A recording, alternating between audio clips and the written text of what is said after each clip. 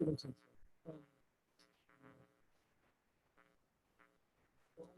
everybody. This is the City of Ellensburg City Council meeting for the evening of Monday, August 16th, 2021. We'll start with a roll pledge of allegiance led by Councilmember Elliott.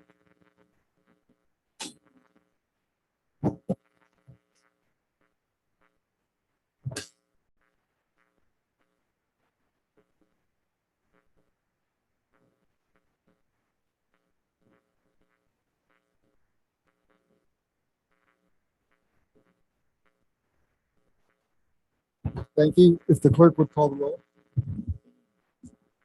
Elliott. Here. Goodlow. Here. Lamb. Here. Gilquist. Here. Miller. Here. Morgan.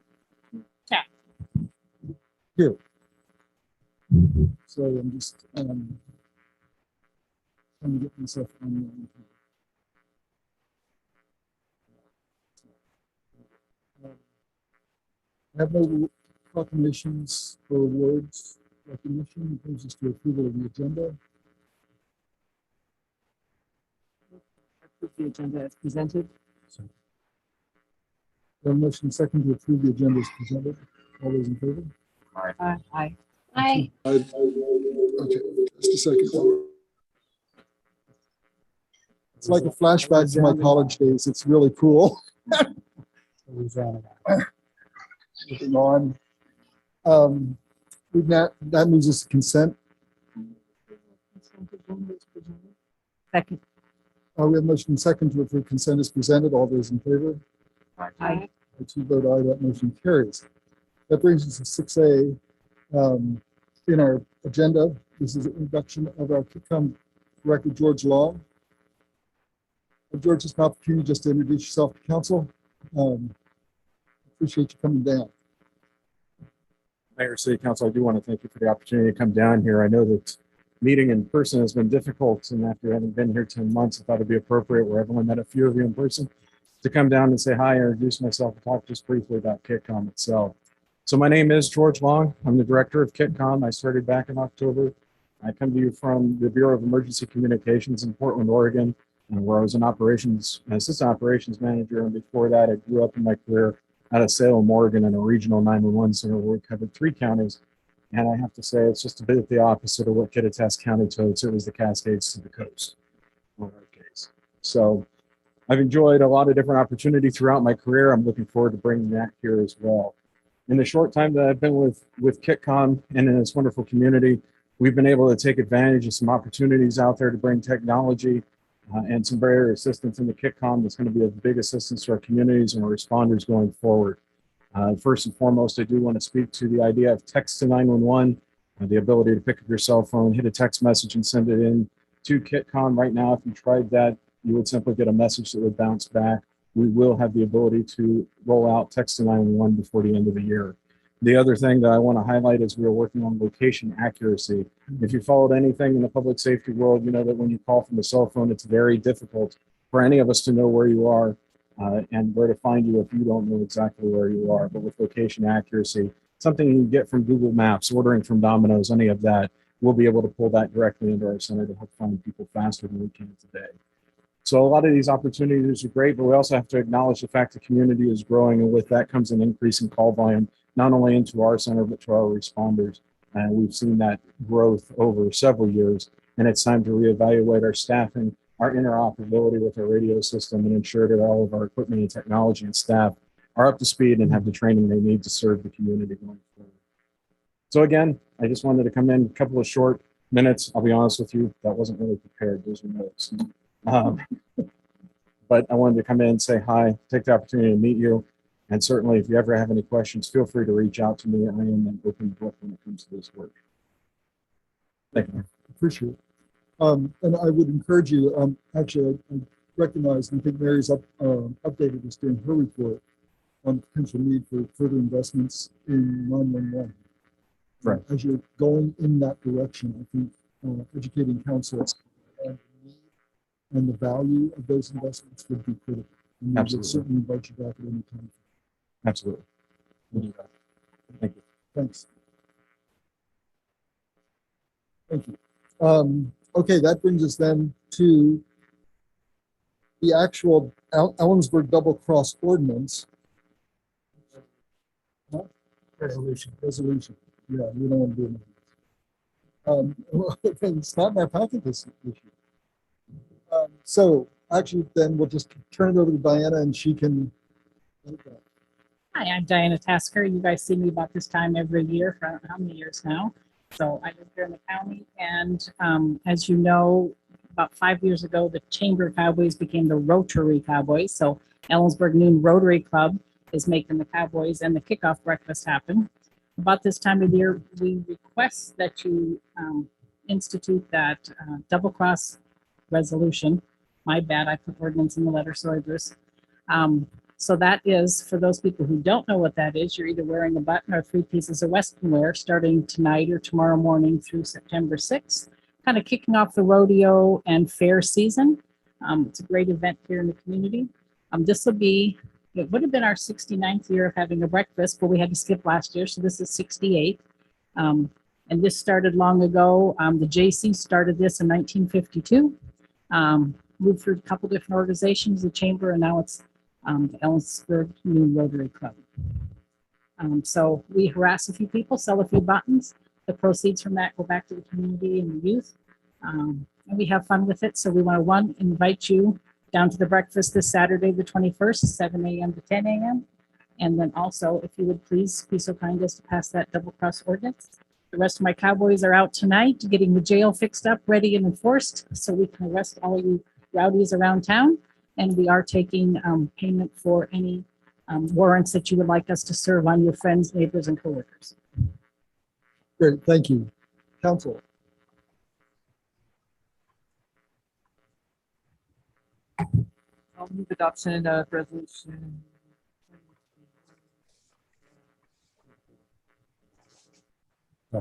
The motion second to adopt resolution 2021-24. This is the providing for enforcement of the historic Ellensburg double cross ordinance.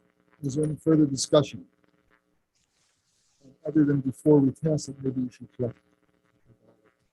A couple of them I missed you on the way in. Once it's passed, you can haul in. Hi, Yeah. Bill. I should have brought the jail tonight. So is there any further discussion? All those in favor? Hi. I too vote aye, that motion carries. Thank you. And it really, Diane, I want to thank you. I mean, you've been doing this, as you indicated, for a number of years. And Quite you, a few. I lost count. well, and it's better that way. But also you do it with energy and humor, and it really does make a difference in the community for what you folks are doing. We have fun doing it. I have fun doing it. And there's other organizations that partner with us and making it happen.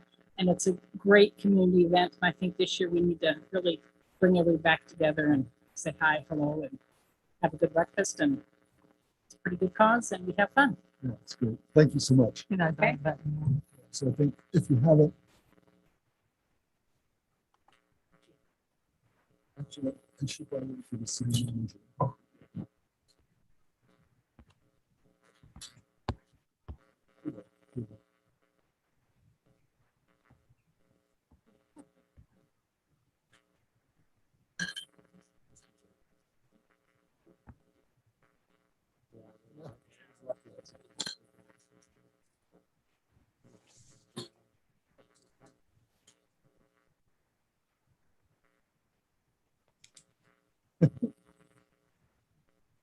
Thank you.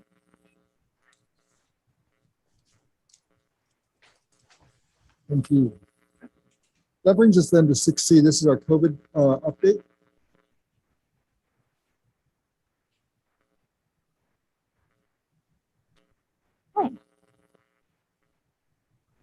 Should have a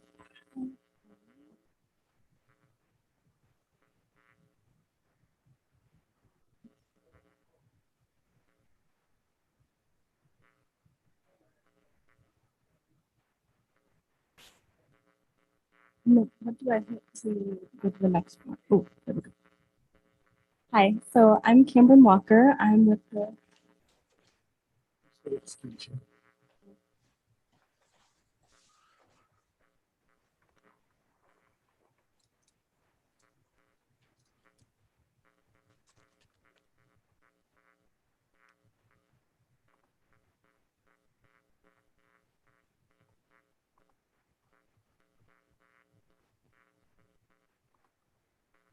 Hi, I'm Cameron Walker. I'm with the Kittitas County Public Health Department. I'm a COVID-19 vaccine planning and outreach specialist.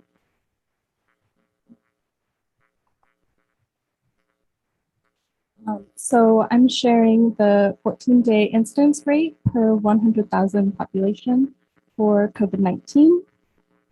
So as of August 10th, so last week, we were at 170.3 as the incidence rate, and that's 82 cases in Kittitas County.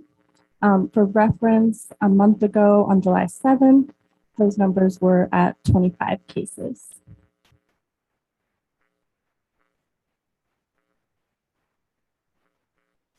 And then this is the percentage of the eligible population fully vaccinated. So that means ages 12 plus, and it's in the neighboring counties.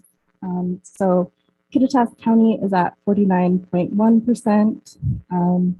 Chelan County is at 62.2%.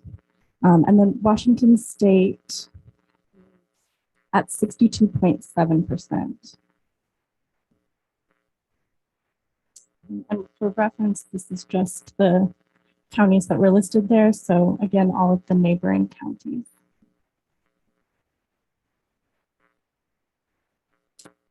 For COVID-19 vaccine outreach, my coworker Mackenzie and I, we were at National Night Out. That was on August 3rd. And we shared a booth with KVH and handed out COVID-19 and COVID-19 vaccine themed buttons. We got a fancy button maker, so we're actually able to make some of our own buttons. And then we were at the first Friday Art Walk with Gallery 1 on the 6th. And there we set up a button making booth, and that was really fun. I think both adults and kids enjoyed that.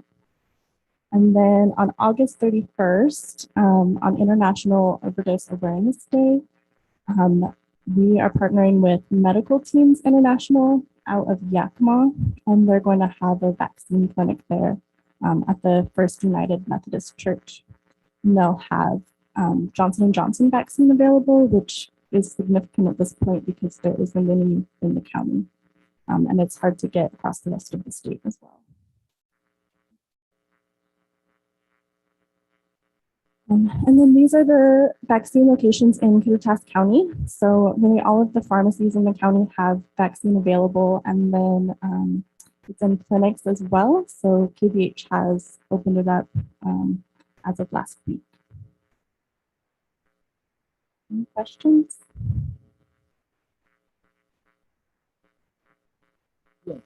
So just like to add something kind of from the EMS perspective. We are seeing multiple fairly sick COVID patients per day, and that's significantly higher than we did at the first time last summer. The hospital is full, the ICU is full of COVID patients, and we have transferred about 4 people on respirators out of this community. And when you're on a respirator, that's not a good time. So I'm not sure all of those people were survived. And so I just wanted to kind of point out that the transmissibility of the current variant it makes it obviously more prevalent, and it makes it spread between a group of people that were susceptible. But we are seeing number of people in the hospital. We are seeing people that are fairly sick.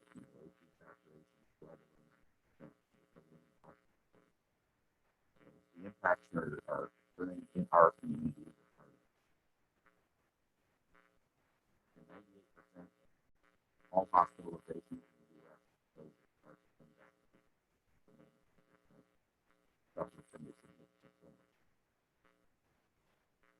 So question or observation, it seems like we've been stuck at that 49 point something in Kittitas County for a bit. Is there a way that we could get information on the numbers of people that are getting the vaccine? There's no numerics here, right? So I don't know if Weimar has a vaccine and is offering it, and 27 people wandered in. Yeah, so I believe last week I was talking with Super One and they said they generally see about 20 people a week. Yeah, so I'm not Um, asking for that now. What I'm asking is if you're our conduit for information, I think it's helpful for council to understand, are we actually increasing the numbers of vaccines or are we plateaued? Because this doesn't help me understand what Rich just said. I'm always Yeah. asking, I'm wondering, not just locally, but nationally, is the current daily rate of vaccination keeping up with the new infections? My hand is raised. So, we got screenshot. Hey. Okay, go ahead. What we're seeing typically in Kittitas County and similar rural areas is about a 1% increase in vaccination every 2 weeks.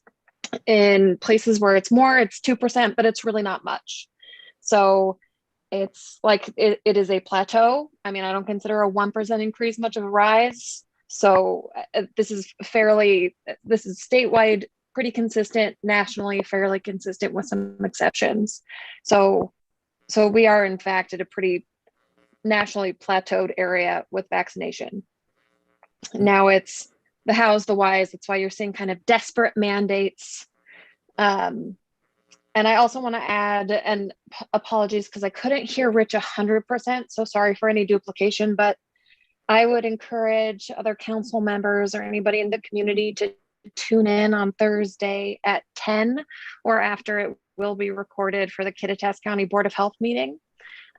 We are going to have an update from our hospital partners, from some KVH leadership on the hospital bed ICU capacity and conditions these last few weeks, and just some, I think, really helpful conversation about, COVID moving forward in the next few months. Another question. That's it. To either Cameron or Tristan. And Tristan, when we're screen sharing, I have no capacity apparently to know if you're standing on your head. I'll just be really loud. Yeah, well, we would trust you do that anyway. But so the other question I have is, back when we were going through this last summer, there were significant resources and effort in messaging to support those who were doing the right thing. There were also messages to attempt to support others to do the right thing. Are there conversations within, is it envisioned that we need to ramp that back up? Yes, And are there plans to do so? yes.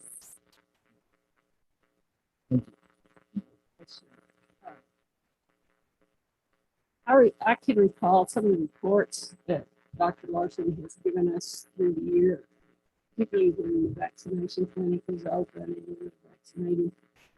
And he would say things like, well, we vaccinated 35%, for example, of our county has had one shot. And I'm thinking, well, that means so is that 49% where we are now? Are those people who are fully vaccinated? Are they halfway vaccinated? So it's for fully vaccinated and for 12 plus, so just the people that are eligible. Yeah, so the number is a little bit lower, I believe around 43% if you're looking at the total population. And then there's about a 3% different change if you're looking at initiated vaccination. Thank you. Any other questions? Again, I really appreciate the update. Rich, I appreciate you being here to also provide that insight, and Tristan also. It really is an absolutely preventable occurrence. If you are vaccinated, you will, there's a percentage that are getting sick. You're not going to probably get sick in a way that sends you to a hospital.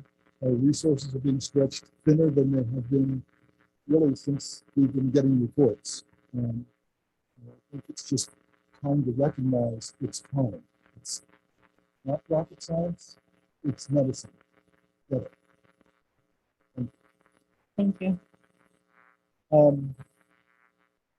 let's then move on. We're at 6D. We're on page 41 in your packet if you're following.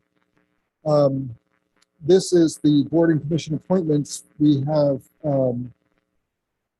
action scheduled for appointment to the Parks and Rec Commission, and Lacey, I believe, is on. Yes, I'm here. Okay, great. And was going to kind of do an overview of the process and our recommendations. Sure. So I'm Lacey Harrison. I'm the chair of the Parks and Rec Commission. And we had 3 vacancies that are up to be filled.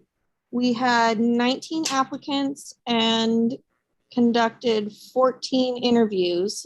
Because of how many we had, Bruce and I conducted them via Zoom calls. And we narrowed it down to our top 3 applicants, and that is what we are presenting today to the council.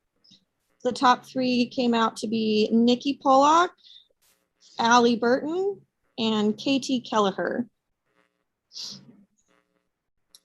Nick, do you want me to give a little preview of who they are, or?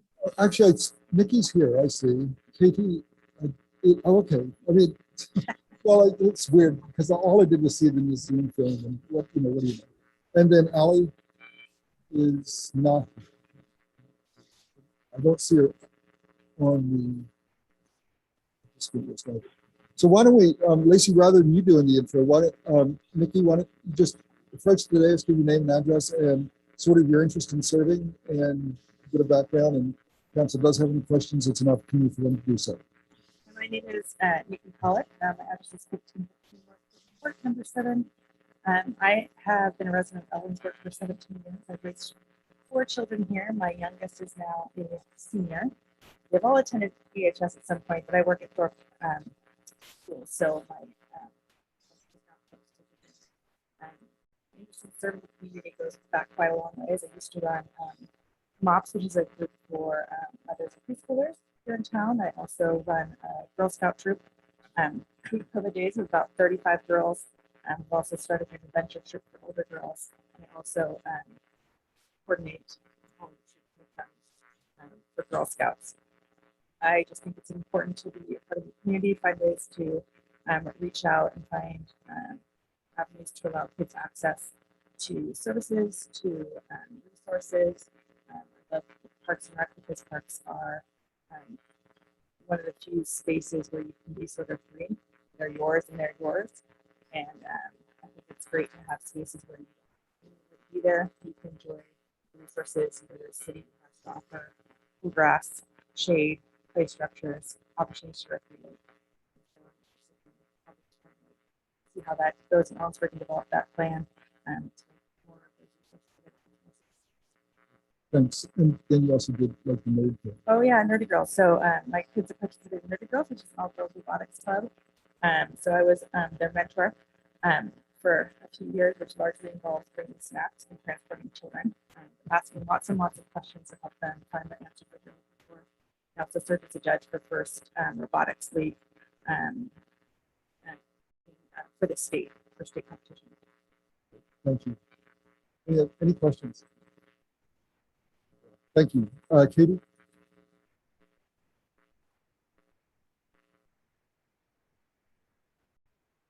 Hi, my name is Katie Kelleher, and I'm originally from Ellensburg, but I was gone for about a decade and now just recently back, and so excited to get back to the community as best as I'm able.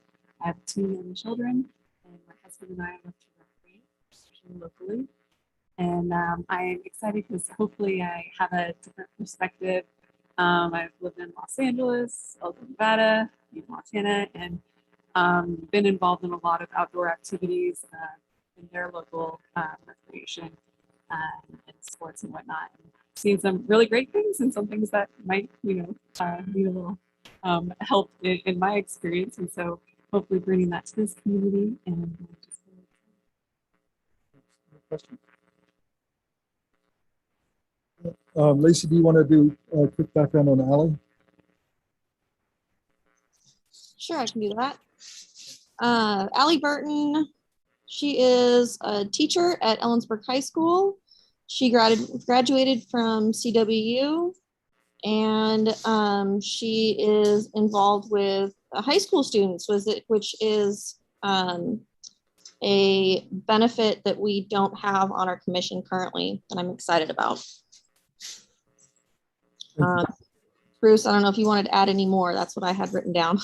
Yeah, no, I think that's really good. I felt like each of it was a very challenging decision, truthfully. We have an incredible pool of applicants.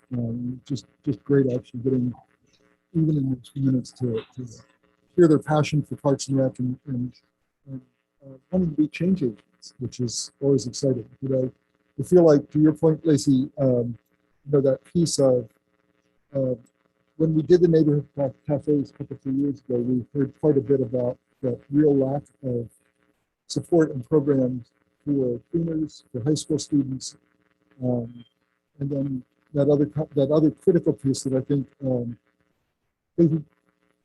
Katie brings, is the younger children for folks that are using our parks currently, and then potential for programs that support that whole range of demographics. So I felt really comfortable making this recommendation. I really appreciate Lacey giving her time. It was actually enjoyable, believe it or not. Not that it would not be enjoyable, but it was enjoyable working with you to go through this process. But those are our three recommendations of the folks. And what I need is a motion to approve the recommendations. So moved. A motion and second to approve the recommendations of Nikki Pollack, Kathleen Kelleher, and Allie Burton for appointment to the Parks and Rec Commission. Any further discussion? I'd just like to say thank you for all the work. Bruce, can I add one more thing? Sure.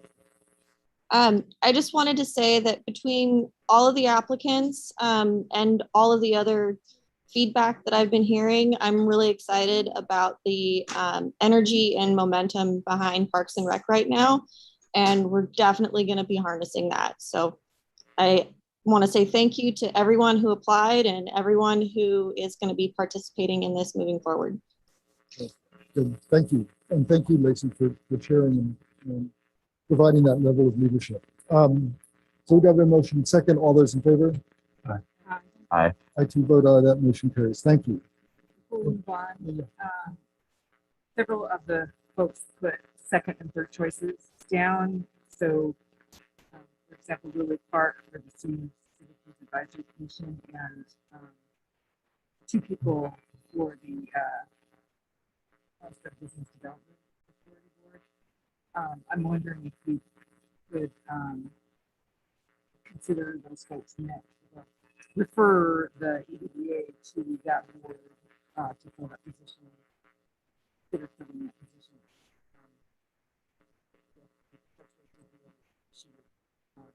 She's still interested in the Senior Citizen Advisory Committee. Yeah. Thank you.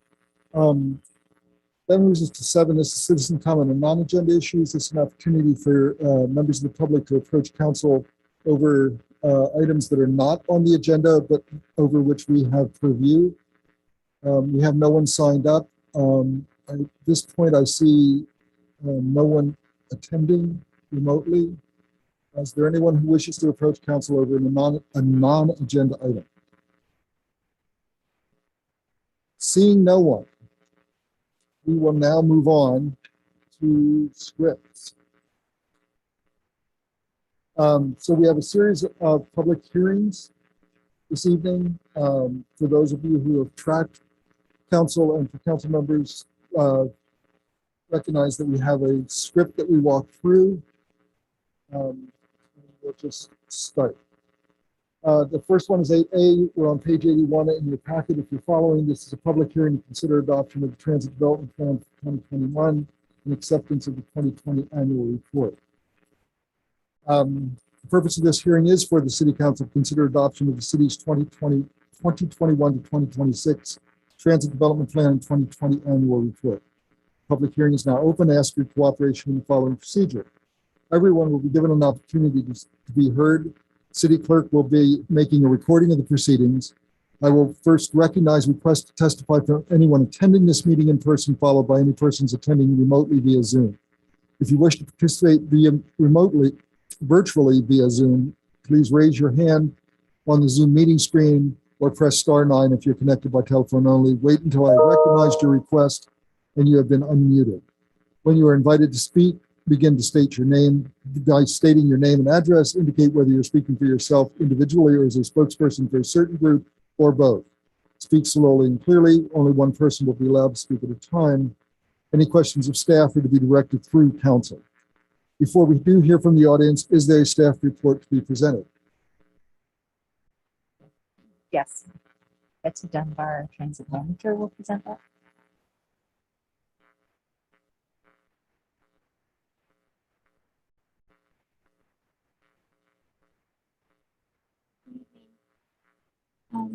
In April of this year, VASDOT redid their guidelines for the transit development plans. And so as you have maybe reviewed the development plan, you'll see significant changes to that. And so that is the reason why. We've also included our 2020 transit development plan. So the transit development plan needs to meet state and regional and local priorities. Number one, meet state, regional, local priorities for public transportation. That includes obviously the state, the regional transportation group, and of course the city of Ellensburg. And all of our goals that we have listed in priorities are in sync with the state and regional goals.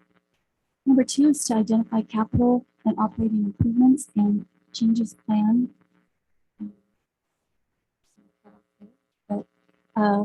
for our transit agency. And we need to note that these capital and operating improvements are not set in stone. They are subject to change. But the reason why that we have them listed is because in order for us to use state funding for those improvements, they need to be on the development plan. And also a financial plan, and we do have that included. There is a disclaimer there on page 16 where it states, quote, "These system changes and improvements noted are subject to change pending inputs from the City of Ellensburg's Finance Department, PTAC, and of course, City Council." Here are required elements, and you'll see those listed throughout the development plan. But for time management, we won't go through all of those. What I'd like to do is talk about goals, objectives, and strategies, which you can find on page 10 through 12. So we'll talk a little bit about. So Betsy, if I may, we're on page 90 in your packet. So what ends up occurring, 95. And just because it's in the packet, so the numbering is a little different. So the first goal is to improve convenience, reliability, and customer service of our transit agency. And to do that, we really had to evaluate the service. We've redone our timetables and schedules. We've cleaned up the maps. The state also wants us to use technology to do that. And we've done that through a new Central Transit website. And if would encourage you all to go to centraltransit.org, but it is interactive. You can plan your trip there and see when your buses will arrive. You can also look at the routes as a whole, all of them, or you can see the little buses moving, or you can look at an individual route. Also on the website, you find all the information that you need about your transit service, rider rules. There's also the ability to have an alert ribbon across the top that will alert riders to any detours or cancellations of service, anything like that. So it's a great tool. Also, we have brought the transit app to the city of Ellensburg, where anyone with a smartphone can download that app and see exactly where their ride is. You can plan your trip. It's like a little transit robot. It does all the planning for you, so you don't have to worry about it. Also, we have SMS and IVR, where you, let's say you're standing at your bus stop and you're looking at the road and you're like, where's my bus?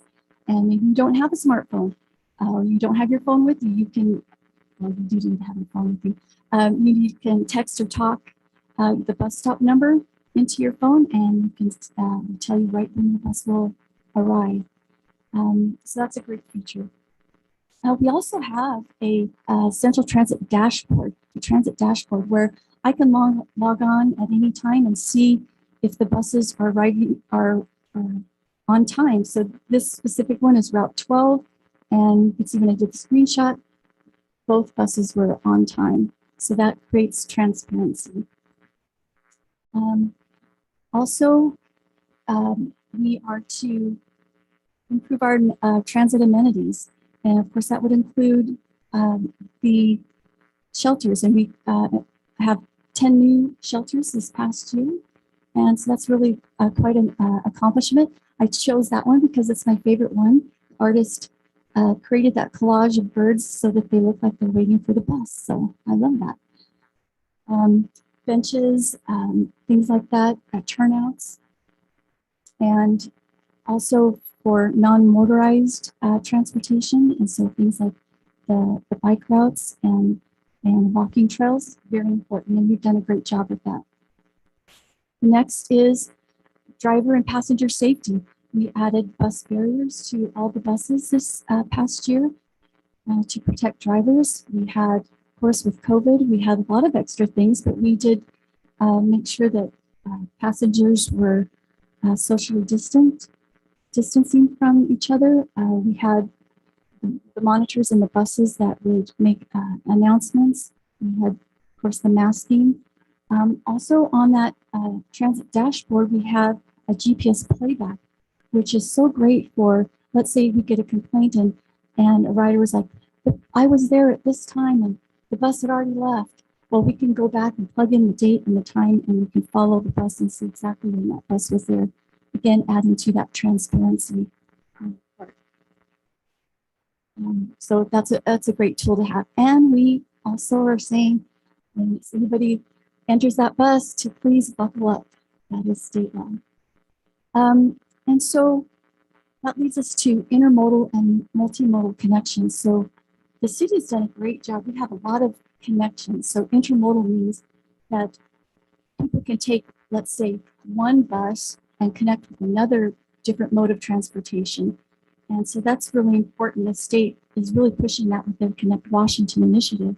And so we have Greyhound, which is national, Bel Air Airport Shuttle, Apple Line, like the airport shuttle, that will take you to Seattle, and you can then connect to rail and air, ferry travel. Apple Line goes up to Omak, the Yakima Ellensburg commuter, FlixBus, and then of course our Kittitas County connector. Also, again, that multimodal is to use non-motorized means of transportation. And so we have a lot of bike lanes and bike trails. We also, you can see the bus stops right there and it's close to the Palouse to Cascade State Park Trail and many other trails. So the next one, the last, well, they also talk about how, to maximize and expand transit services, which happened in 2019. And so we're going to continue to make sure that we are serving low income and minority areas. We now serve the food banks, and so we'll continue to move in that direction. Also, to meet the requirements of the ADA, or Americans with Disabilities Act, we got 3 new buses recently, and of course they're all ADA accessible. We have our paratransit service, which is door-to-door service for those who qualify. which offers freedom, opportunity, access, equality, independence, and a better quality of life. We have mini brochures. They are in for ADA paratransit service in English. I can't see that, but it's in Spanish right there, and in Braille. So one of the things that's really important as we move forward is to use all of these goals, objectives, and strategies to in all of our decision making, right? To come back to that, it's our report card. And so these performance projects, measurements, and targets, we will be going back to those continually. So we have just a couple more slides that show some figures, some graphs from our 2020 annual report that show ridership numbers from last year, fixed route paratransit and our ambulance service, and then we also are highlighting Hope Sources, Dial-A-Ride, and Kittitas County Connector, because we do support those services. Just a quick snapshot for you. Oops, that wasn't right there, but we'll just touch on the fixed route. You can see that from 2019 to 2020, we were down 31%. And just to put that into perspective, other rural agencies that are similar to ours had ridership decreases at 75%, 60%, 55%. And so we were one of the lowest ones at 31%. So I think we can feel really good about that. And I know I'm looking forward to the students coming back and seeing the ridership go up as we move forward. And with that, thank you for your ongoing support of Central Transit, and wondered if there were any questions that anyone might have. We'll get to that. Thank you. Floor is now open to testimony from the public. Each person will have an opportunity to address council for an initial period not to exceed 5 minutes. If more time is needed, it will be made available after everyone has had an opportunity to speak. Does anyone wish to approach?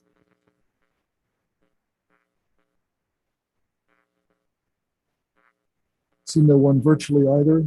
Does staff have anything to add? Or again, are there any persons in the audience who would like to add non-repetitive information about or evidence about this matter? I see Teresa, who has her hand raised.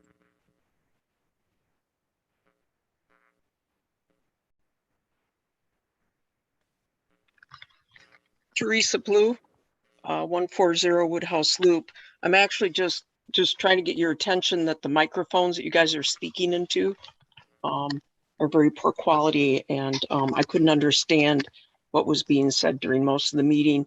I went into the YouTube where you live feed it, and I can't understand it either. So, thank you. Yeah, thank you. We'll have to have a conversation about that if you're going to stay masked. Thank you for bringing that forward. That was identified actually for us just prior to the meeting also, Teresa, so we're aware. Okay then, council, do you have any questions of staff or public? Seeing none. Public testimony portion of this hearing is now closed. Council may now begin discussion and deliberation of this matter. Council.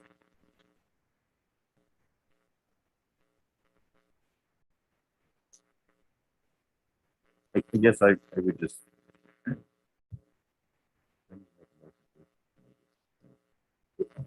You can make a comment and then we can still get to the motion.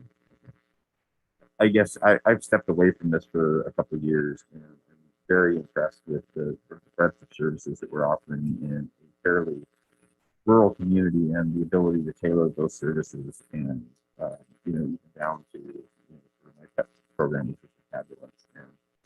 And just kind of point out that even though the cost per ride is well over $400, understand that the cost for EMS services is about double that annually for paramedic unit service. And it seems like a very high priced service, but it actually pays more than it. Thanks. Other comments? We do need a motion to adopt the Transit Development Plan of 2021. So moved. Second. We have motion second to adopt the transit development plan for 2021 through 2026, actually. So any further discussion? Mary? I just want to say that I feel that the report we got tonight is the best one we've had since I've been on council. It was understandable, it was clear, and it was thorough. Thank you very much. I really appreciate it. No, great, thank you. So we do have a motion and second to adopt the transit development plan for 2021 through 2026. Any further discussion? All those in favor? Aye. I too vote aye, that motion carries. Then we also need a motion to accept the 2020 transit annual report. So moved. Second. We have motion second to accept the 2020 transit annual report as presented. Any further discussion? All those in favor? Aye. I too vote aye, that motion carries. I just want to second Mary's before you run away because you've done what you need to do now. But it has been an absolute pleasure working with Betsy through PTAC. Your commitment to making this the best system that we could have for this community, to Rich's point, is just incredible. Your willingness and ability to bring creative solutions to us, keep us tech savvy, and then actually get things implemented has just made it a pleasure. And it's the energy that you have and the commitment you have to making this community and this transit system work and work well. So I want to publicly recognize and acknowledge both your energy and your commitment and what you've accomplished. So thank you. Okay, then we've got another one. Put this paper aside. Everybody recognizes, of course, that Terry enables all of this. So we're now at item 8B. We would be on 110. This is a closed record quasi-judicial hearing. And again, there's a script, and this one is a little bit different. The purpose of this closed record hearing is for the City Council to consider the pertinent facts, applicable law, and to make a final decision on whether to adopt a resolution approving the application of the preliminary plat approval of Stewart Meadows, application number P21-044, submitted by Patrick Sullivan, agent for owner, Habitat for Humanity SKC. The closed record hearing is to consider the application preliminary plat approval of Stewart Meadows is now open, and I ask your cooperation in the following procedure. This is a closed record hearing. There's already been an open record hearing before the hearing examiner where evidence was submitted and testimony received. Under state law, there can only be one open record public hearing allowed in this proceeding. This closed record hearing means the council bases its decision only on the record developed at the public hearing previously held before the hearing examiner. Only persons who already participated in the open record hearing on this matter through written comment or oral testimony received by the hearing examiner can participate in this closed record hearing.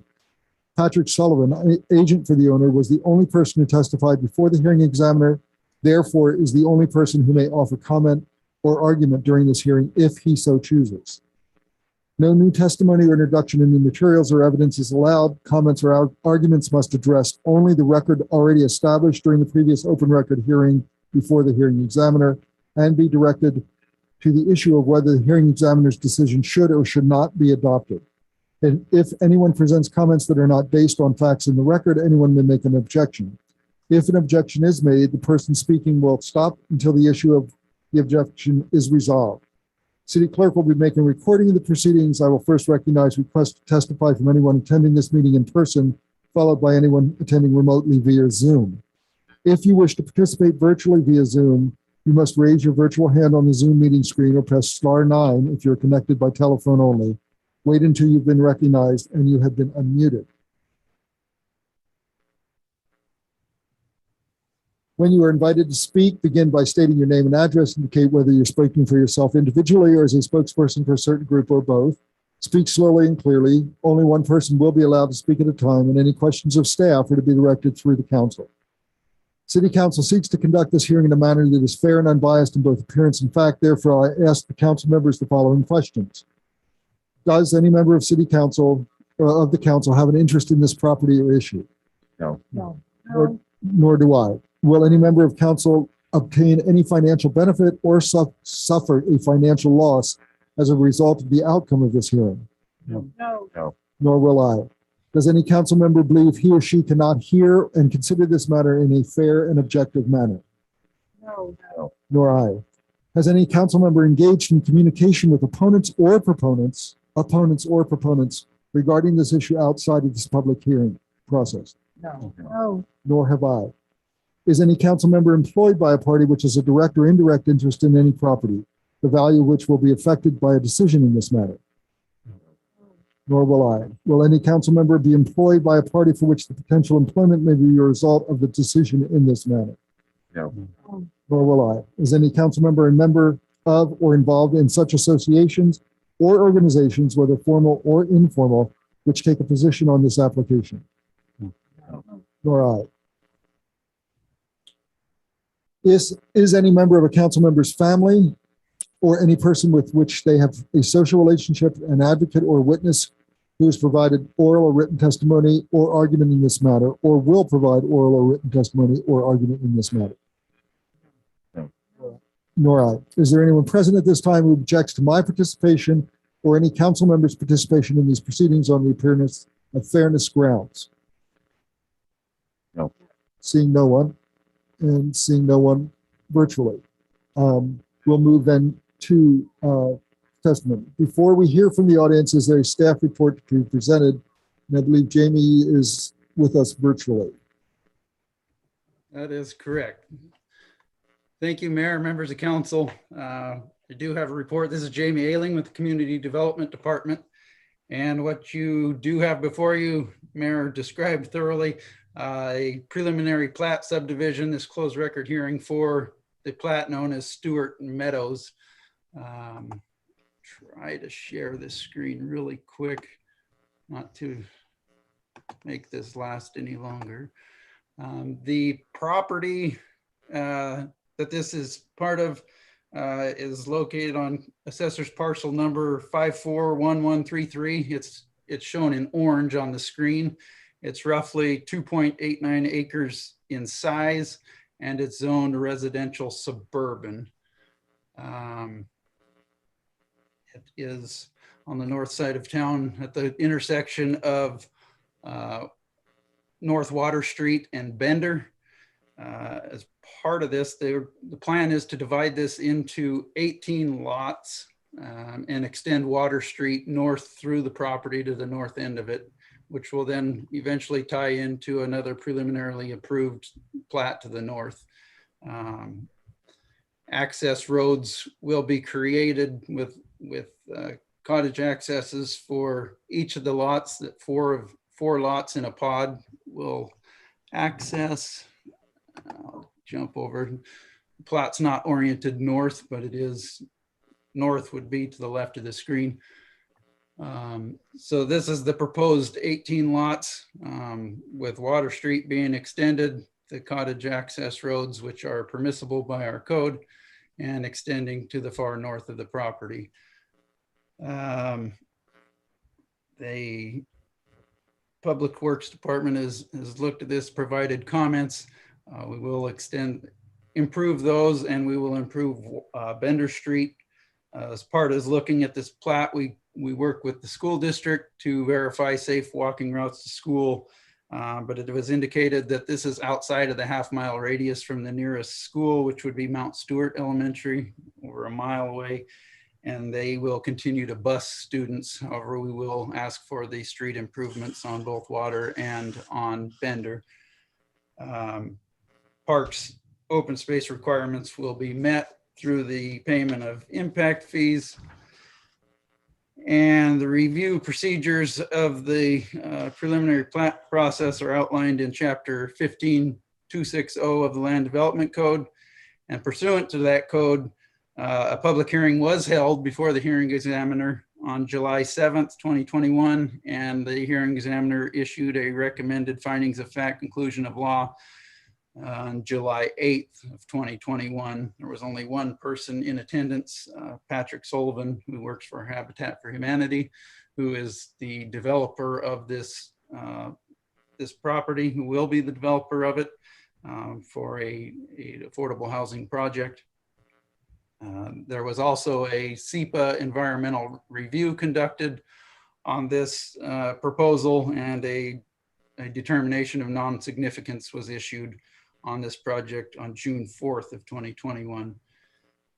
Pursuant to Ellensburg City Code 15-260-060E1, City Council shall, at the conclusion of this hearing, make its own decision supported by written findings of fact and conclusions of law, and approve with conditions, or disapprove the preliminary subdivision application.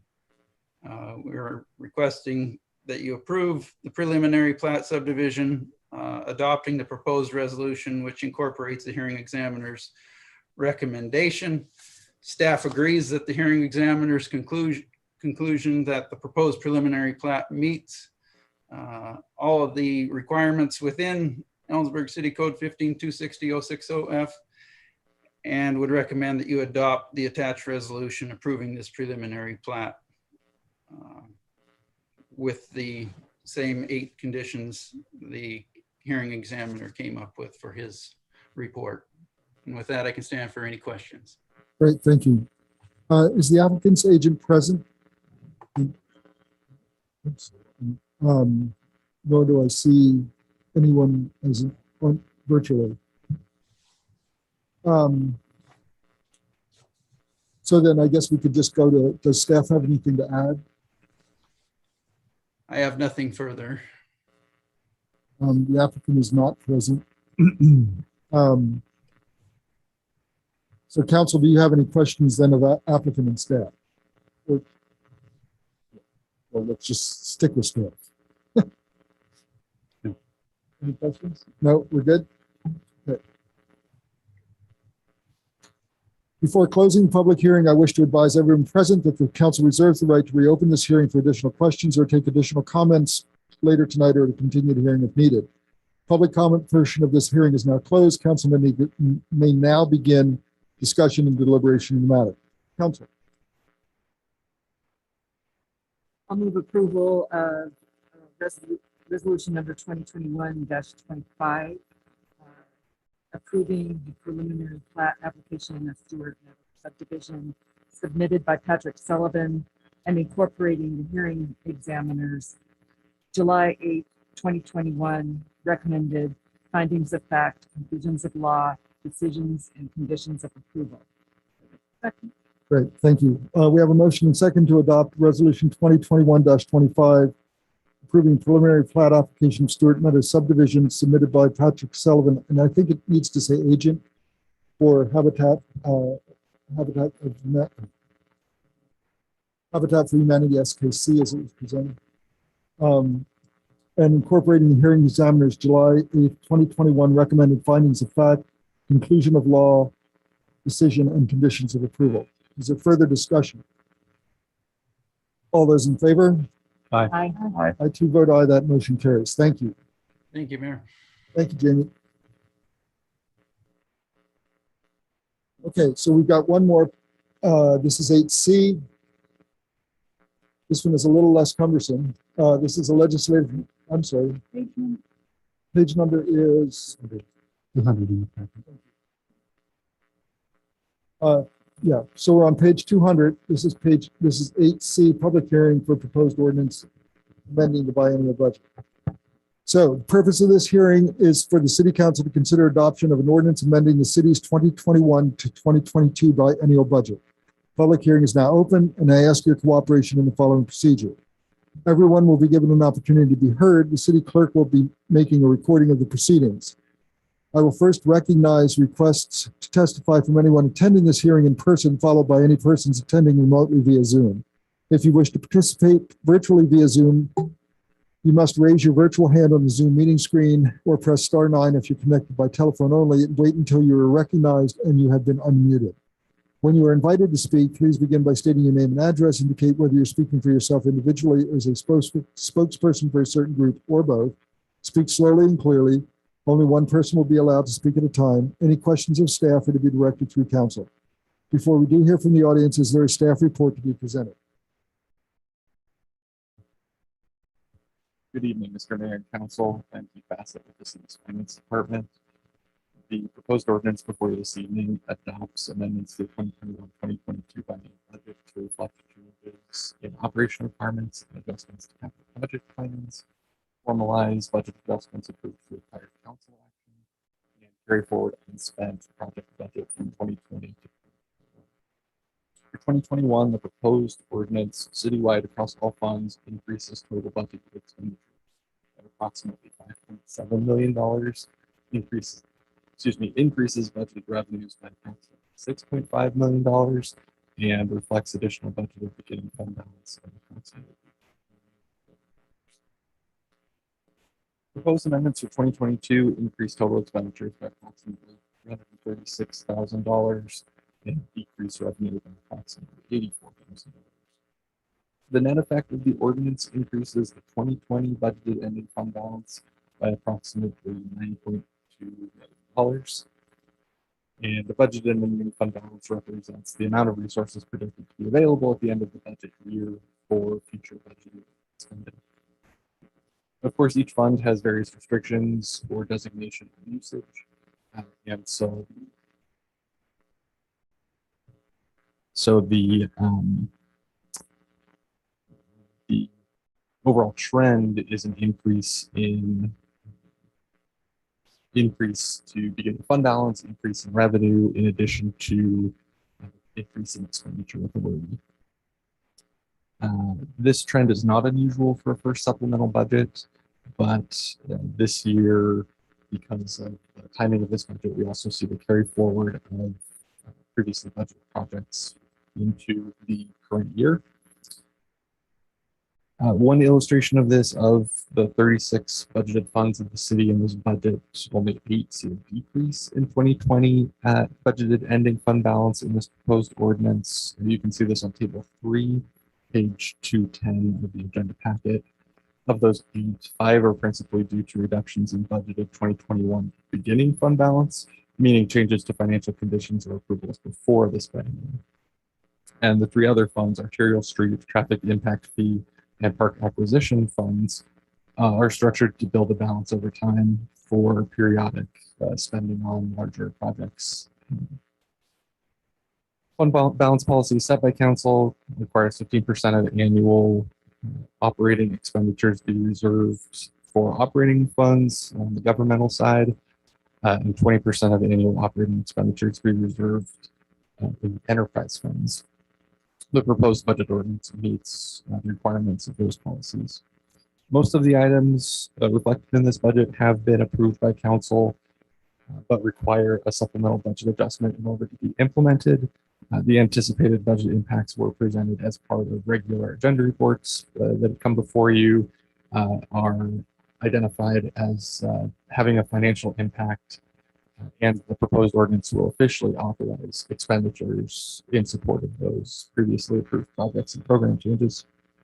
Examples of this are collective bargaining agreement and pay plan amendments adopted earlier this year, advancing budget from 2020 to 2021 for purchase of a portable lift system at the city shop, for replacement of self-checkout machines at the library, various capital projects, and engineering reports, Reed Park master plan, and the Unity Park plan and bid specifications. Those are just some of the items that have previously been before you that have a budget impact. Additionally, the proposed budget amendments carry forward unexpended expenditure authority for projects approved in the last biennium, but where expenditures have carried forward into the current biennium. Usually this happens because of timing to projects. COVID doesn't appear to have been a major factor in any of these projects, programs needing to be carried forward. That it's a regular sort of routine budget update every year. However, 2 equipment purchases at the shop and purchase of aerators at the wastewater treatment facility have been required due to supply chain issues and extensions of payment for those. There's some delivery of those items. There were a couple corrections to the original budget ordinance that are included. in the supplemental budget. And there are other items that were based on estimates included in the original budget. But we've revised that, excuse me, revised estimates, come up with additional experience and have that included in the budget. This is health insurance, program costs, liability insurance premium costs, things of that nature. External factors that need to see an increase. Finally, a number of items reflect changes in revenue. The sale of the incubator building was not anticipated in the original budget. Additional land sale at Dollar Way was not included in the original budget. One-time infusion of state funds for implementation costs of recent legislative changes for law enforcement and criminal justice were not included in the original budget, but reflected in the supplemental, as well as grants awarded to actually fund the 14th and older signal and boost Cascades reconnection project, University Way and Lucid Creek signalization project, and transit operations. And figures for each item fund are included in table 1 of the agenda report. And at the conclusion of the public hearing, staff recommends approving first reading. Thank you. Thank you. I think I'm going to try this way. Floor is now open to testimony from the public. Each person will have an opportunity to address council for an initial period not to exceed 5 minutes. If more time is needed, it will be made available after everyone has had an opportunity to speak. Does anyone wish to approach council?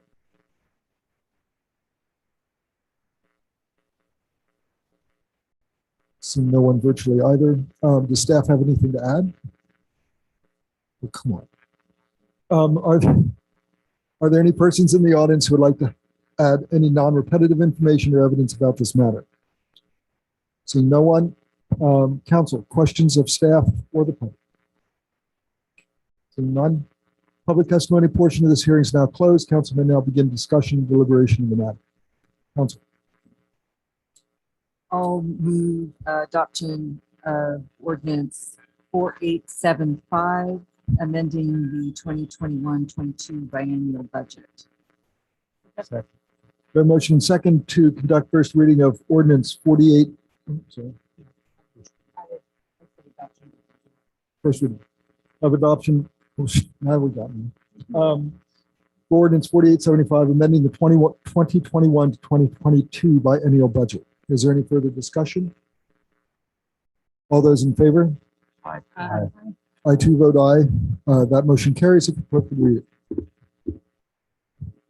An ordinance amending the 2021-2022 biennial budget of the city of Ellensburg is set forth in ordinance number 4864 to adjust appropriations in the city's funds.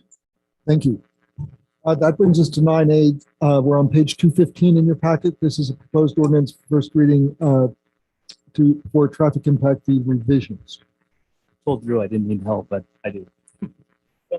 Good evening, Mayor and Council. Derek Nail with the Ellensburg Public Works and Utilities Department.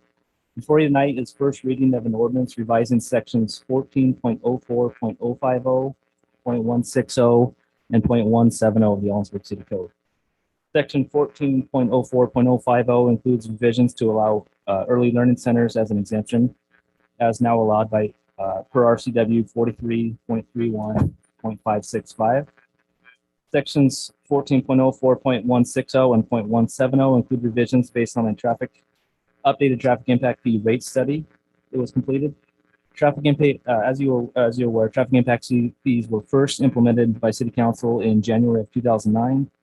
These are based off of a complete transportation modeling of our system and some of the subsequent impact fees and recommendation report, which is referenced in code. In 2018, the traffic impact fee report and project list was updated by ordinance, and staff is before you today with another revision, another traffic impact fee.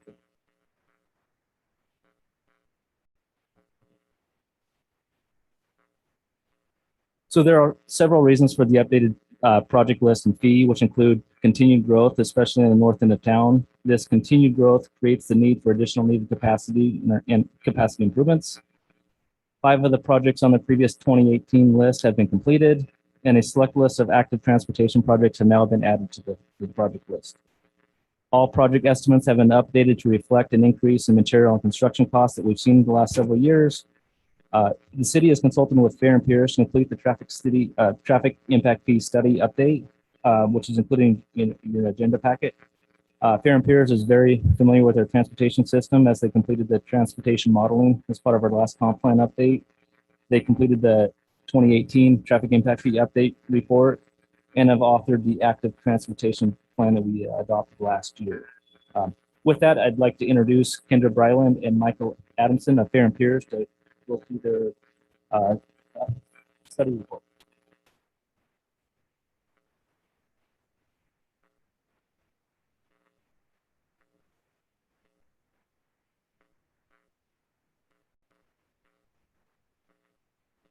Good evening, Council. It's a pleasure to be able to be here with you tonight and to present on this update to the Impact Fee program. So we'll proceed with just giving a background of impact fees, reviewing that, and then we'll go into looking at the updated project list, how that has shifted.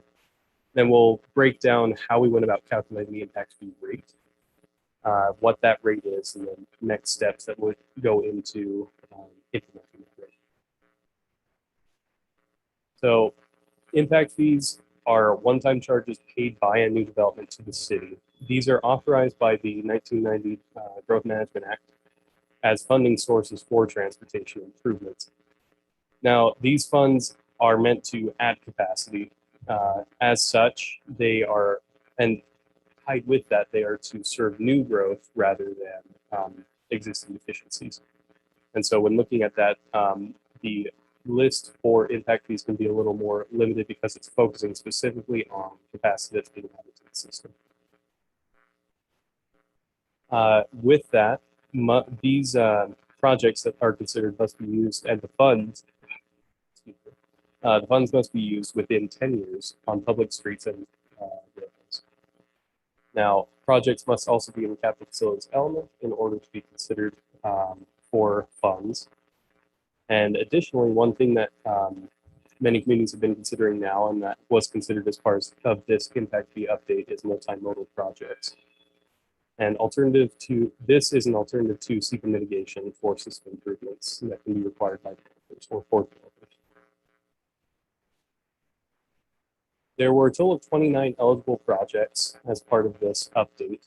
22 of these were intersection enhancements, while 7 of these were pedestrian and bicycle infrastructure improvements.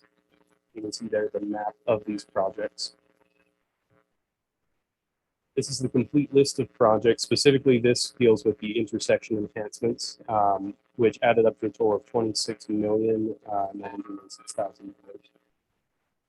For the pedestrian and bicycle infrastructure projects, this was a smaller portion of the overall funds considered at $2,700,000. One thing to note with these projects is that there was an error with the descriptions for project 27 and 28 that we have been made aware of, and that we will correct as part of the final impact fee study. The combined project list total ended up at $29,690,000. In order to then calculate the impact fee rate, the first step was to get that list of projects and then break that down into the portion of cost for those projects that would be due to new growth versus the portion that would be due to what's already existing in the system, known as existing deficiency. Once that is known, we can then look at what portion of that funds would be related to growth inside the city versus outside the city. Once we know those that are inside the city, that can then be allocated towards impact fees, and that is then divided by the number of new trips, or rather the growth that's being experienced by the city to get the impact fee. So when looking at intersection projects, the deficiency method we use to consider whether a project's already deficient and wouldn't be adding new capacity is the level of service. And this is based on the comprehensive plan that was done in 2017. And in our study of the comp plan of the level of service plan, there were no intersection projects that were meeting an existing deficiency, meaning all projects that are all intersections that are being improved by projects are to add new capacity to meet growth. terms of eligible growth, this was based on the percent of trips related to growth in the city, and that was determined using the Pinellas County Travel Demand Model. For pedestrian and bicycle project considerations, the deficiency method and eligible growth method were a little different. To figure out the deficiency for pedestrian and bicycle projects, the model is used to look at both the number of existing pedestrians and future pedestrians using the network in given areas. And then the existing over new was the way in which we determined the percent deficiency. In terms of eligible growth, the percent of trips related to growth was an assumption made based on the rule of thumb that we developed, in that about 90% of pedestrians will want to remain within the city, and thus their growth, any growth in pedestrian trips will be related to the city. Bicycles can travel longer distances, and so the eligible growth related to them is smaller, at 75%. The overall growth assumptions that we used to develop the rate study focused on the fact that Ellensburg really is growing substantially and will be in the next 20 years, with 57% increase in population, a 61% increase in employment. The travel demand model corroborated this in that there were 8,980 new PNP hour trips, meaning those are the number of trips growing from existing. So you can see this chart again. This just breaks down what the actual numbers were in our calculation.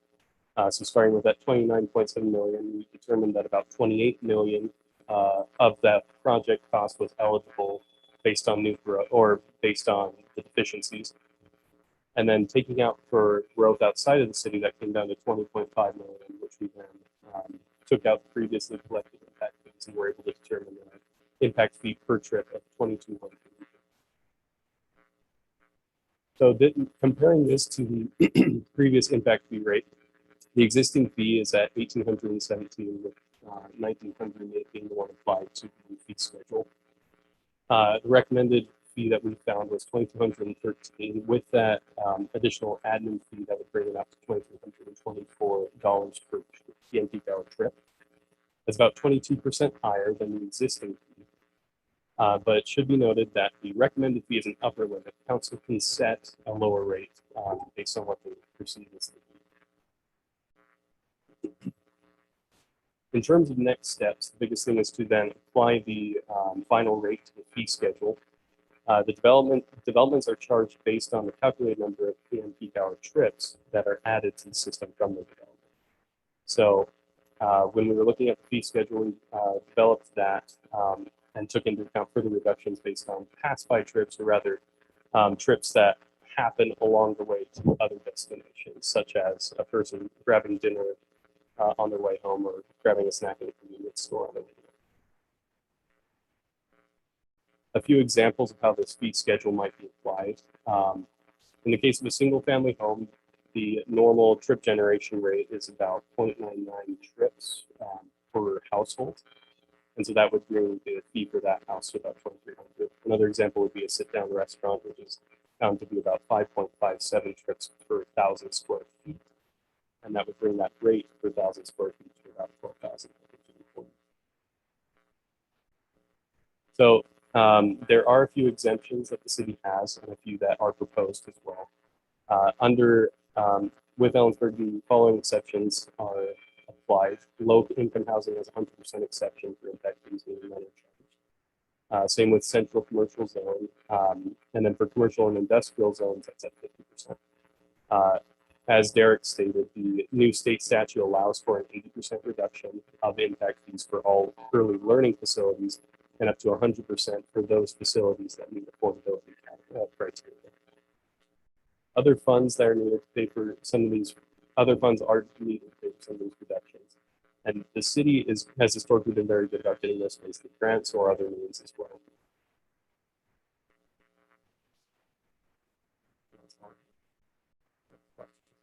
Great, thank you.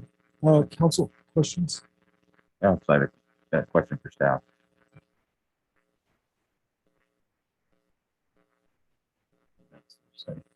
So moving forward, I'm interested in collecting what we need to develop the infrastructure to support the growth that we're likely going to have.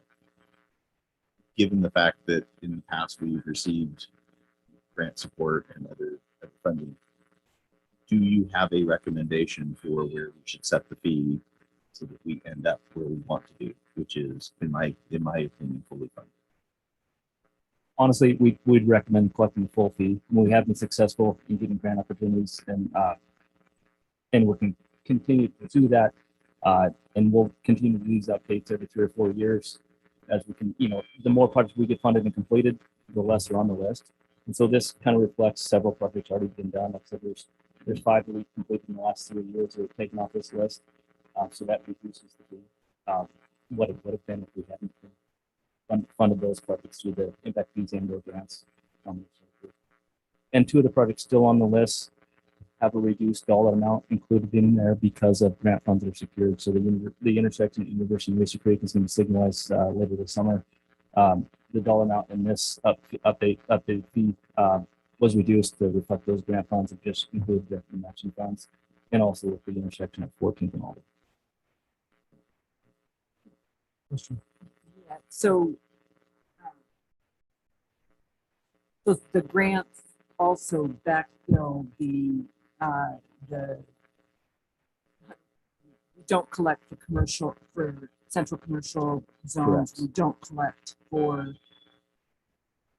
50% for industrial. And I mean, there's already some discounts that are There, that's correct. There is exemptions. So there's the 50% for commercial and industrial, and then downtown it's the 100%. So, and now early learning facilities. now, yes, and correct.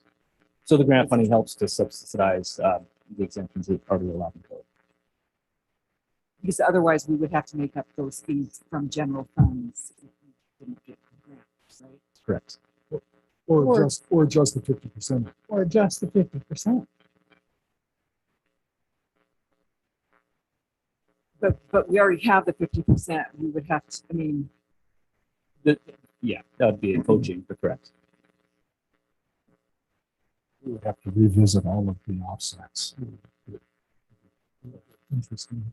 Could I, the only one that I didn't understand was the 100% for affordable facilities.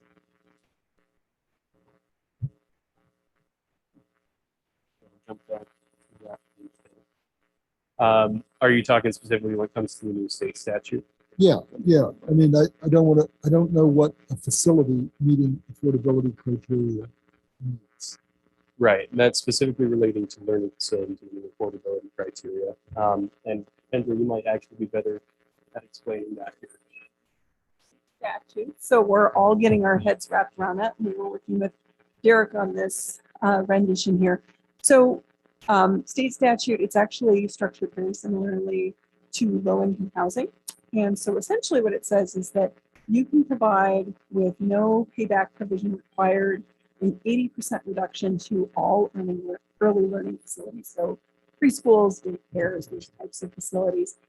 If the early learning facility can substantiate that it is serving, I think it's at least 25% of the children that they're serving, those families earn under a certain level, and that's based county by county, you can provide a full reduction. Many jurisdictions, I know they're probably thinking of providing a full reduction, and there may be a very, very minor payback provision because how many early learning facilities do we have open in a year? It's probably a fairly small amount. So that's kind of city discretion how they want to move forward with it. Our main recommendation is to move forward, at least to accept, to adopt the reduction that's allowed. Thank you. And so just for my own inability, I didn't tie the 100% for facilities to early learning. I appreciate that. We are working with how to communicate these to council, or to councils all over the state right now. So I appreciate that, and we'll make sure that we refine that language moving forward. Okay, great. Thank you. That was helpful. Council. 4876. First reading of 2021. 4876. Second that. So we have a motion second to conduct first reading of ordinance 4876, revising impact fee code in sections and then as outlined actually on the handout on the dais. I'd just like to speak in, Yeah, okay, we're good. Sorry, Rich. I'd like to speak in support of this. Nobody wants to see an increase, but I'm looking at, a net increase of, 2% over 12 years, during which time road construction costs have increased significantly at a significantly higher rate. I'm also looking at it in respect to the average price of the home and significantly 20% home cost. And knowing what is likely going to happen for forecasting what's likely to happen with the amount of growth that they're going to have, it's very easy to turn a very livable community into one that's not and so I think that this is a justified expense, and if we don't do it, the money's going to have to come from somewhere. I second what he's saying. I think that we have to vote the board.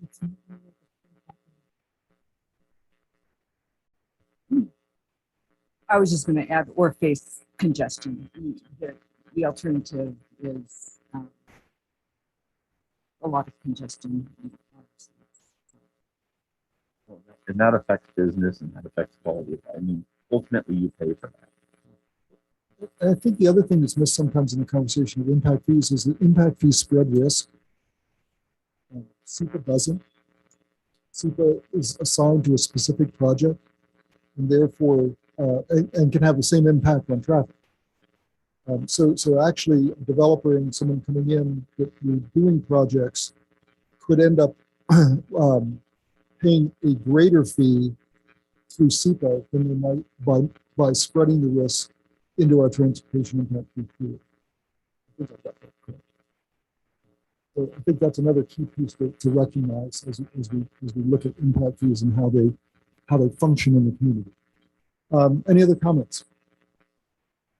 So we do have a motion and second to conduct first reading of ordinance 4876. All those in favor?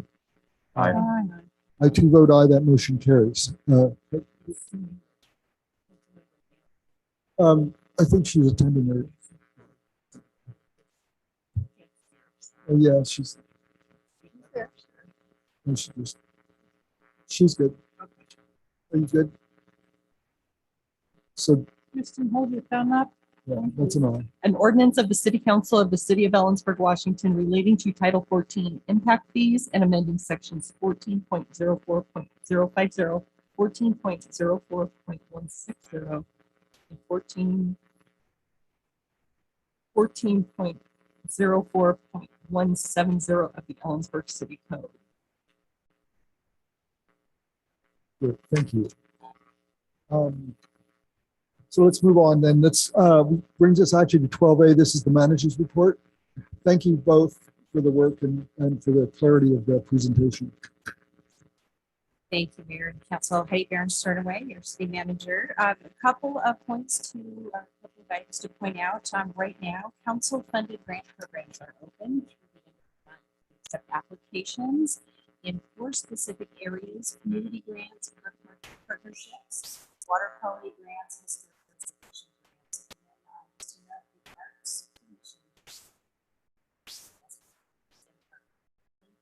Awards. The first set of grants is due applications are due August 3rd. So tell your friends, lots of opportunities to work together. And the second item that I have to report is just a quick update on the affordable housing proposal for first in time. We did receive some revised proposals for the project from Mr. Stalder, and those actually are referred to the Affordable Housing Commission for review. And if they refer those out of the commission, they'll probably come back to council on September 7th. So, Thank you. So we'll do council member reports because we are blessedly without an executive session.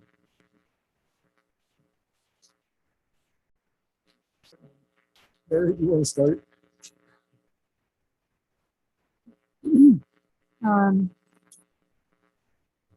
The only thing, no, the lodging tax. We discussed our funding for next year. We're going to distribute the 13% that we always do, and it's 40 and change. That's just the 40,000 and change. I don't know the exact number, and it's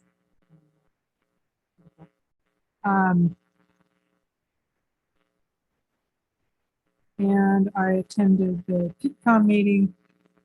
We had a rather long, sometimes sort of not happy discussion about increasing our fees.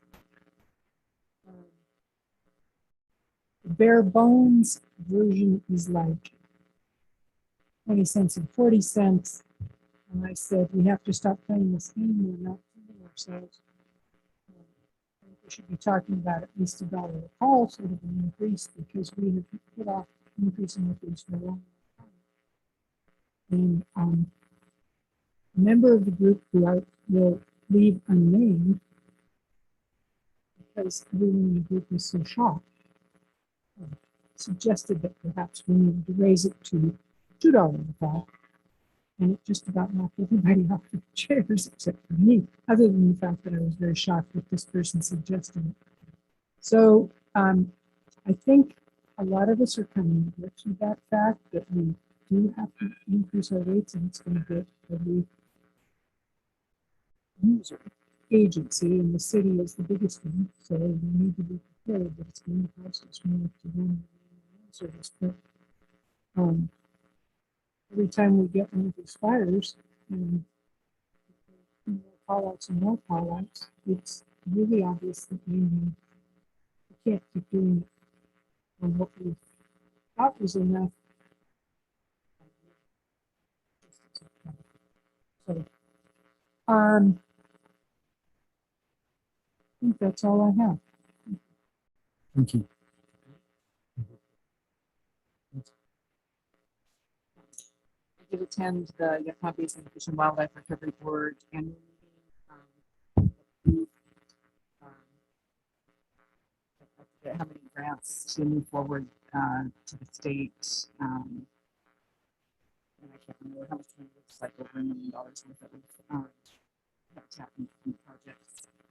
And then I went on vacation and missed the developmental disabilities and airport advisory committees. Tristan, speaking to your cutout. Can you hear me? Yep. Not much to report. A couple of my boards and commissions took a month off. The Senior Center Advisory Committee has started meeting again, and that is even harder to hear virtually than this meeting. But maybe I'll get to be in person soon. And thanks to Heidi and staff today. I am under the weather and was not willing to risk all of your health until I have a negative COVID-19 test and ensure I'm not a breakthrough case. End of report. Thank you. What's it do? Yeah, I had a little bit of activity this last couple of weeks. I went to the National Night Out celebration. That was a very nice event. We had I thought a good attendance. I think. But it was very enjoyable, and the weather turned very nice. It was cool. I'm sorry, what? Oh, okay. Sorry about that. The DEI Commission is meeting. We're working hard on the draft of the comp plan. We've worked on the introduction, and now we're looking at our goals and action steps. We hope to finalize that in our next meeting on August 24th. And send it forward. We also discussed and reviewed two of the first proclamations that we will be bringing to the the council. One is at our next meeting. It's Constitution Day proclamation. And then later in the month, Hispanic Heritage Month proclamation.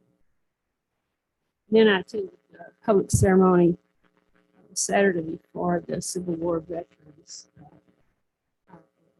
cemetery, sponsored by the Kittitas County Museum and Johnson Williams Funeral Home. Nicely done. Just read one of the histories of the three, one of the three that were honored. It's also nice to know that our inquiries to Sadie Thayer at the County Museum in the writing of the Black History Month proclamation last year got her going on this history and this research and realizing that there were no appropriate gravestones for these three veterans. She started this project on Saturdays. It was a very nice ceremony. And that's all. Thank you. Rich? Yeah, so I'm under the understanding that at least for the interim, I'll take over so I'll get a schedule for those meetings. A couple things in the last couple of weeks. I'm not sure right now, but I just kind of want to point something out. So a couple of weeks ago, I was requested to go in. Well, you weren't appointed for cynicism.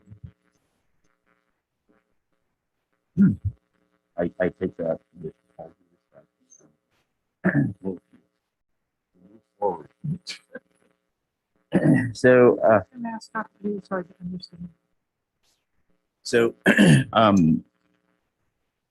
when we're talking about vaccine, I've probably done 1,500 vaccines over the last 6 months, many in people's homes, nursing homes. I've been in and out of the correction center, done cars, done them on fires, and tried to kind of be an advocate for vaccine. And again, I just kind of want to point this out that our corrections facility has a higher vaccination rate than our community does. And, these are by and large people who in some cases don't make really good decisions about their own personal health. They're choosing to get vaccinated.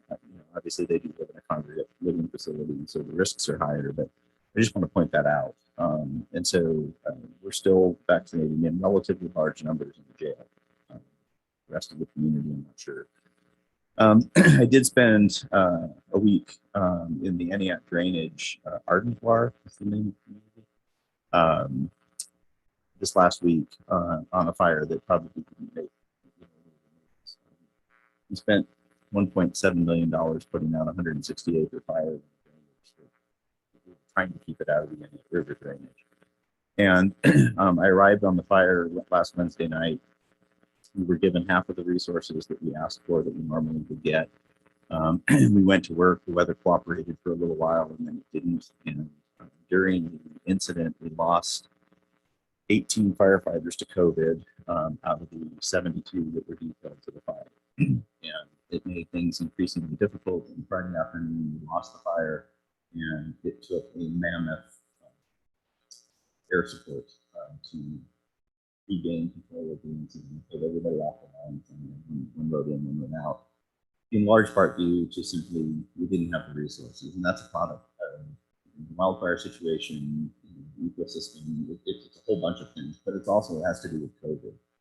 And so I just kind of want to point that out that we're sitting underneath feels like enormous apocalyptic cloud of ash and smoke. It's simply wind that sheared off the Schneider drainage fire. And so it's really not of a concern right now, but that fire is burning largely unchecked right now. Mostly forest that is beetle damaged, and so it is doing some ecological good, but they can't staff the fire. And that's why there's very partially why there's community efforts for suppression. We're about 6 to 8 weeks from the end of our fire season, as far as we can tell. The effects are going to be significant. That's my prediction.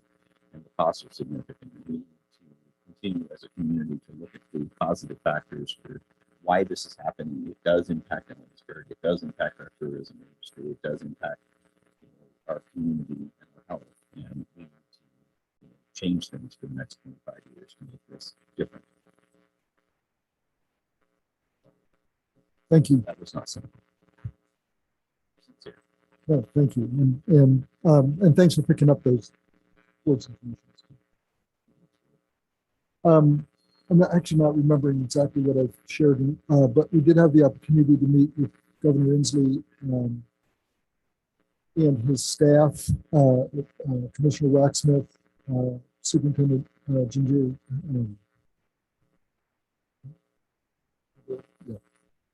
Heidi is there. President Jim. Actually, Shannon Cantoni, who's the CTE coordinator for the Owensboro district. Part of the reason we wanted to have that conversation was just to really draw on the governor's knowledge and expertise. He has been an advocate for CTE, basically technical training and training in the trades.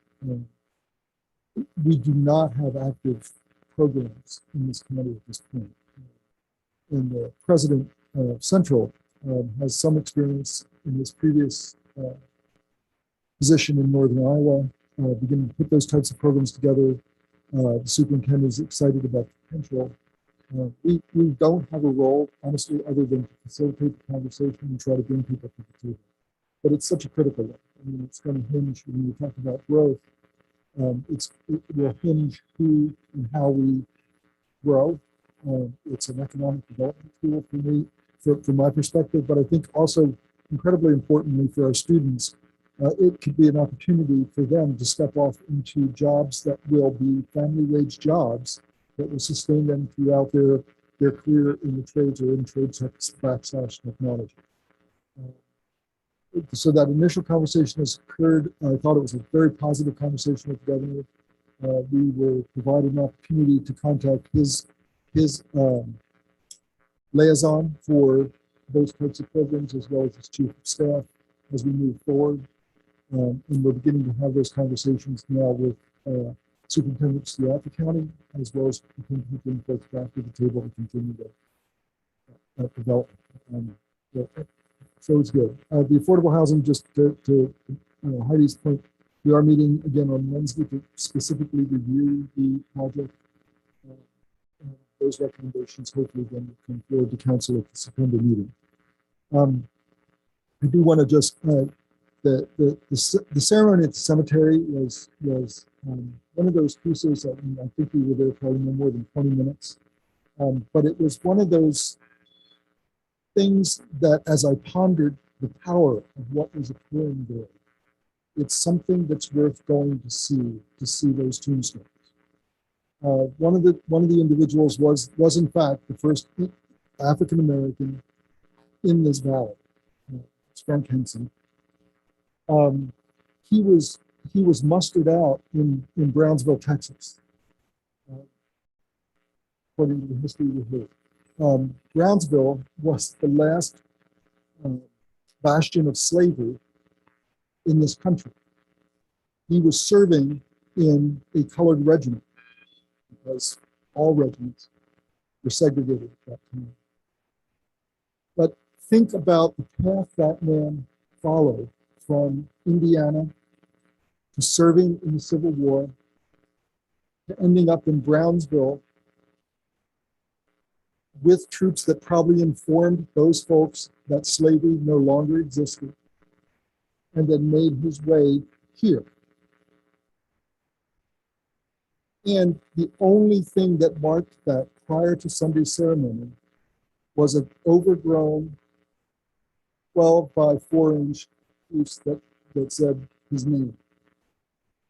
That is no more. All three of those people were veterans who served this country in that war. And we now have that opportunity as a community to recognize both that service and the value that meant to all of us sitting in this room. So it really was, to Nancy's point, I appreciated you reading the biography.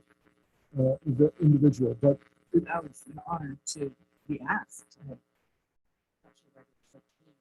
guys did. but it's powerful. So I just wanted to note that and note that that history is who we are. But knowing that history is who we can be. And to me, that's the value of understanding and celebrating the history of those who come before us. They create the path we follow. And ultimately, we need to make that path broader for all. And I felt that, anyway. So I'll shut up now because that was a lot. So I think with that, we're at the end. So we're adjourned. Again, thank you, everybody. And we'll be back in not 2 weeks. We'll be back in, yeah, it's actually, and just note, if anybody is still listening to the hundreds that are out there, we will be meeting September 7th, which is the Tuesday after Labor Day.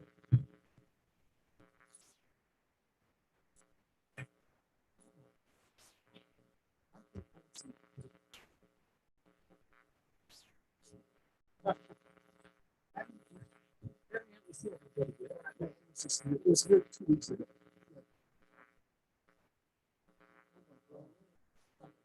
This does not work for me.